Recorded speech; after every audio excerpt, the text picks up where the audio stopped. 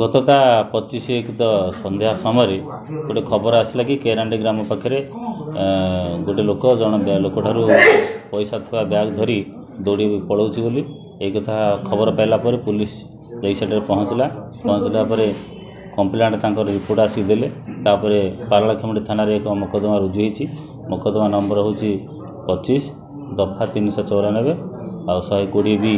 भारतीय दंडविधि आईन अनुसार केस मामला रुजु होती तदंत कलापर जना पड़ा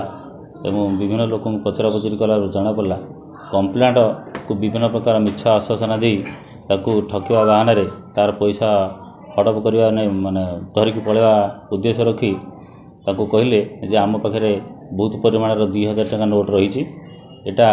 आम बदली कले 500 टका जदि आप देवे ताले आम 2000 टका 60 लाख देवु आपड़ जदि 30 लाख टका देवे से अनुसार कंप्लेंट रवींद्रनाथ बाबू 30 लाख टका जोगाड़ करी से 25 तारीख दिन घर विशाखापाटना पारलाखेमुंडी आसी तथाकथित पूर्व योजना मुताबक आमर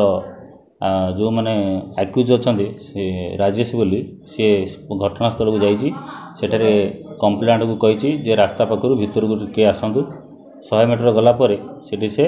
विभिन्न प्रकार आलना कर कथबार्ता कर समय गड़े सुजोग को अपेक्षा कर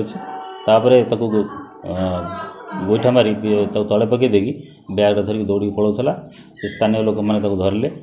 आम तदंत परिसरभुक्त आसला से आक्यूज पचरा पचरी कलापर से कहला कि आपण जिलार जड़े कनेस्टेबल तनोज कुमार सावत यही घटना संश्लिष्ट अच्छा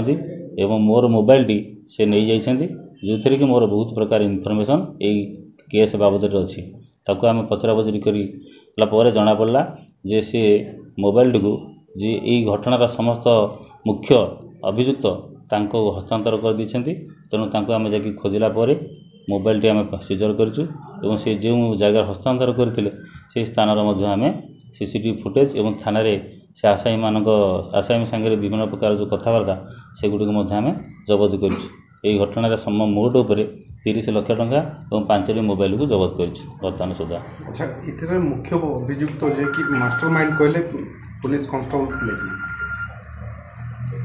मुख्य अभियुक्त सहित संपर्क रही घटना संपूर्ण भाव में इनवल्व अच्छा। अच्छा मुख्य अभियुक्त किए बर्तमान सुधा जना पड़ी तार नाटा प्रकाश करवाटा ठीक है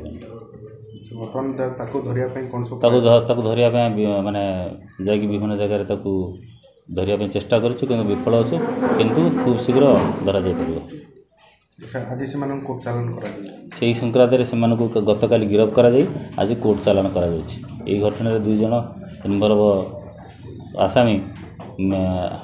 आर राजेश आमर कनेस्टेबल तनोज कुमार सावत इनवल्व अच्छा से गिरफ्त कर कोर्ट चालान कर। अच्छा तनोज सावत ना पूर्व विजिलेंस मामला रही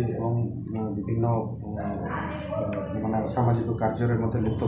था परिवार तरफ गोटे एफआईआर पूर्व 2टी मोकदमा रही।